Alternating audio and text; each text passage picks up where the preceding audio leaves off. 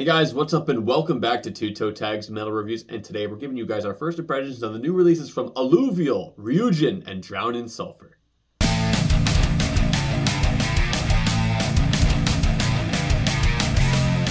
So, 2 LPs and 1 EP today releasing, and let's open the door with Death, because Death is but a door by Alluvial. Okay. We reacted to 3 of the 4 songs on this EP. Right. They all had videos. The videos were good. Best one, I think we can both agree, was the title track, which was also his music video of the year for 2023. Yep. And the only one that we didn't hear was Area Code. That's Right. the only one without a music video. So let's talk about that. What did you think of Area Code? I liked it. I thought it was a good song, but I do think it was the weakest song on this EP. I definitely like all the singles they released a lot better. This one, it just sounds like Alluvial doing what they do. It's, kind of droned out, syncopated. There's, some cool stuff happening here and there. It's just not one of those songs where it really kind of like wowed me or grabbed me in any way. So it's hard for me to really comment on it in any super positive way. I think it fits on the EP just fine. But the other songs definitely outshine this drastically, in my opinion. Yeah, I mean, I didn't have anything like super notable to say about that song, but one thing that was interesting about this EP is that it really honestly felt like the first half of an album. Yeah, it does, yeah. Like, for sure. A lot of EPs, they'll be just kind of like, okay, here's a few songs, that's it, whatever. This really felt like I straight up sat through an album that cuts off after 4 tracks. Which just sucks because... It sucks because it makes me wish that it was a full album because Exactly. of the pacing being as nice as it was, and the title track is amazing. Like, we reacted to it, and we liked the track when we reacted to it. I haven't heard the track since then, so hearing it without the video, which is an amazing video, but the video can distract from the song, so hearing just the song on its own, I'm like, wow, this is a great song. And I think if I were to describe it, and even the video, in one word, that word would be grim. I think that's a good word. A really good descriptor of both the song and the video, and it's just really good. That's a fantastic song. It's interesting. I like that word as a description because this band reminds me a little bit of Mastodon in certain ways, and they released Hushed and Grim a couple years ago, so that's just kind of interesting. But yeah, I can envision the video playing out in my head as I listen to the song. Yeah. That's how impactful the video was. But I also just love how emotionally driven the song is. You can really feel a lot of like, oh, it's coming from right in here, right? Yeah. So I really like that, but I mean, we also shouldn't sleep on Bog Dweller and Fog Belt. Those songs are phenomenal as well. Just really cool. Just overall, just badass songs. Lots of cool little things happening with the guitaring and things like that. Great rhythmic patterns. The vocals are always on point. Like this band, I think, is really shaping up and shaping into something that I'm gonna grow to love and really enjoy. And lately, I've been loving and enjoying Alluvial. So yeah, I mean, Sarcoma was a really good album. Yeah. So I'm looking forward to when the eventual LP comes from this. LP would be nice. On to the next one. So next up, I'd say, is the self-titled album from RYUJIN. RYUJIN, okay. So this band, when we looked through the metal releases app that shows like about all releases coming out, and I saw RYUJIN. I saw these cool looking dragons on the cover. I'm like, whoa, this looks cool. And what this app does is it tells you what it sounds like in bands that are similar, which I think is a really cool thing for this app, because then you're like, oh, well, I know that band. Oh, these guys are like that? Cool. And one of the bands mentioned was Glory Hammer. Okay. So I'm like, okay, Japanese Glory Hammer. That sounds crazy. Okay. Did you get that feeling from it? Kind of.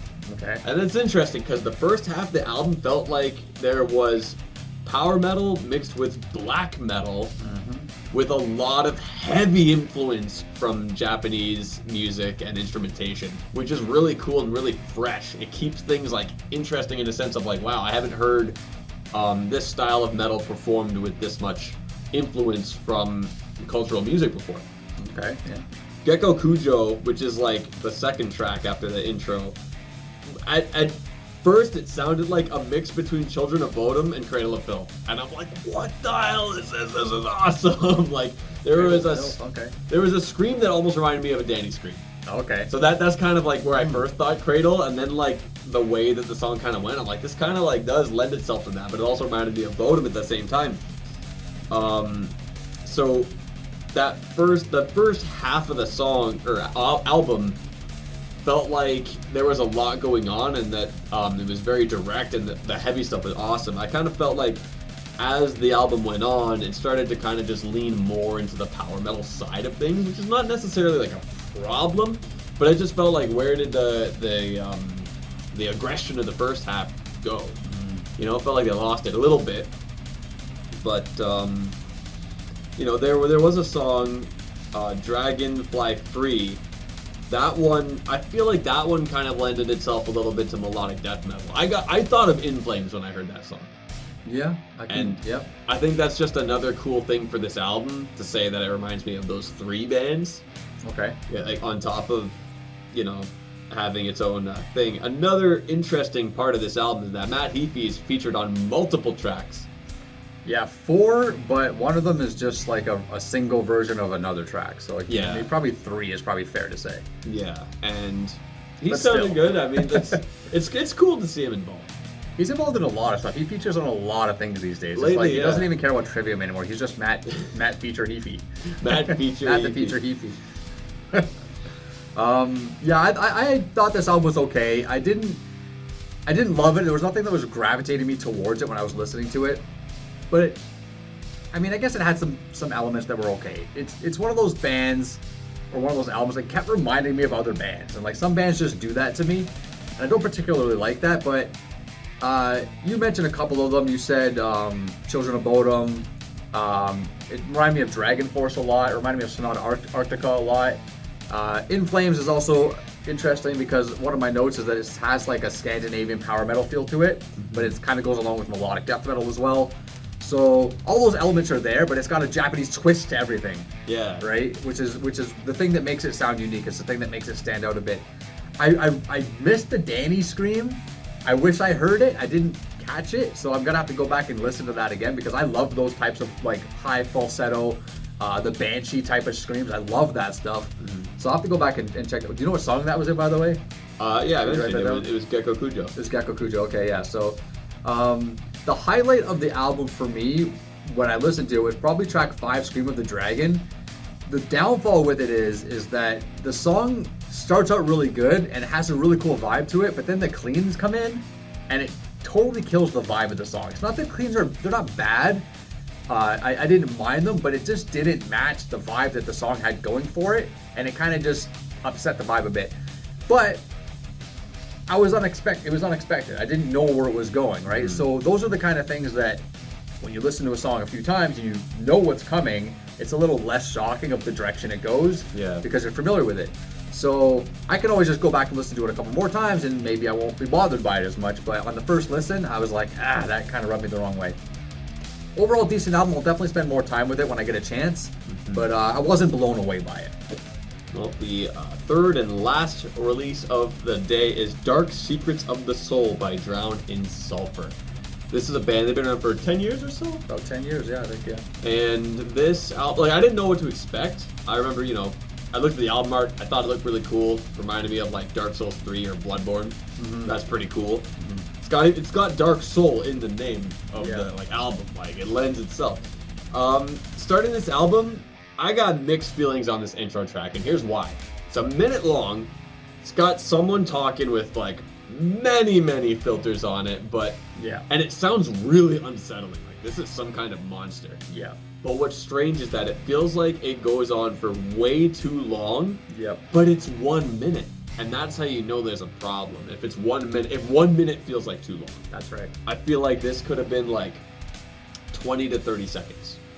And I feel like you still would have gotten the same effect, like, oh my god, this is unsettling and creepy, and then bam, album starts. Yeah, I agree. To me, that's a pointless intro and just a skippable track at this point. Now, the first half of the album kind of like felt like, okay, I'm just listening to, you know, a modern deathcore album. Didn't really feel like anything overly special. I made a note saying that it reminds me of Carnifex for some reason.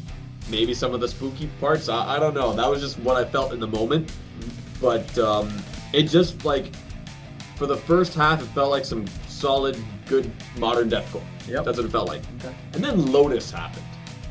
Lotus is in the middle of the album, has an acoustic start. You think, okay, this is going a different direction. They introduce clean vocals.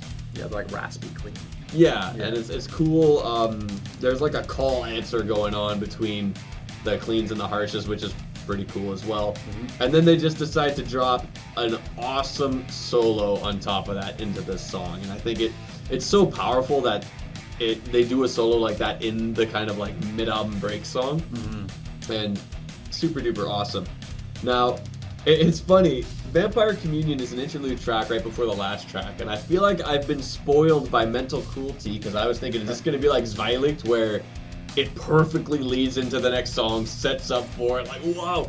That didn't happen, unfortunately, but I believe the last track did relate to it. Like, it had something to do with that, which is cool. But yeah, overall, it was pretty good. But that song in the middle was definitely the highlight for me.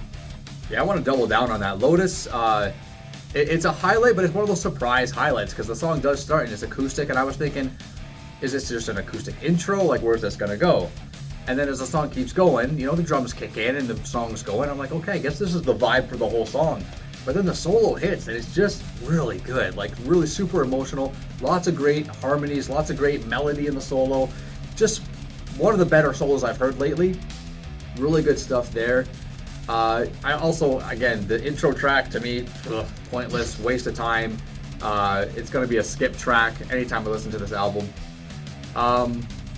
I felt like this was introduced to me as a deathcore band, right? So I'm expecting deathcore, and you get deathcore, but I feel like this is a lot more melodic and a lot more atmospheric than a lot of deathcore bands that are out these days. And all these deathcore bands are trying to do different things. A lot of guys are going electronic, a lot of guys are going blackened, a lot of guys are going symphonic. There's all kinds of different things happening with the genre, and everybody's trying to kind of find their own lane and set themselves apart, right? I feel like this band doesn't do a lot to set themselves apart that drastically, but I felt like they were a little bit more in a pocket akin to maybe like Black Dahlia Murder, who are technically billed as melodic death metal, but they're very deathcore infused. I felt like it was more on that kind of plane, which I felt was interesting. So, Unholy Light I thought was a cool song. Eclipse of the Son of Eden was a cool song. Yeah, I thought it had a lot of cool stuff. But similar to RYUJIN, I wasn't blown away by anything, but I did have a better time listening to it than I did RYUJIN. Well, with that being said, we did discuss before the video as to what album we're thinking of reviewing here. And we made the decision that, we're kind of feeling equal, but we're going to go with Drown in Sulphur. So next week, we're going to be reviewing Dark Secrets of the Soul. We're going to be listening to this album nonstop throughout the entire week to collect our thoughts, get more used to this album, ingrain it into our minds, so we can give you guys a more accurate review of this album. Anyway, guys, that's all we got for you today. Remember to like this video if you liked it, and comment. Tell us in the comments below, what do you think of today's releases? What do you think of anything else that released today that we weren't able to cover in this video? We'd love to hear what you guys have to say, and subscribe if you guys are new to the channel. I'm TV Fish. And I'm Wild Self. And keep the horns up.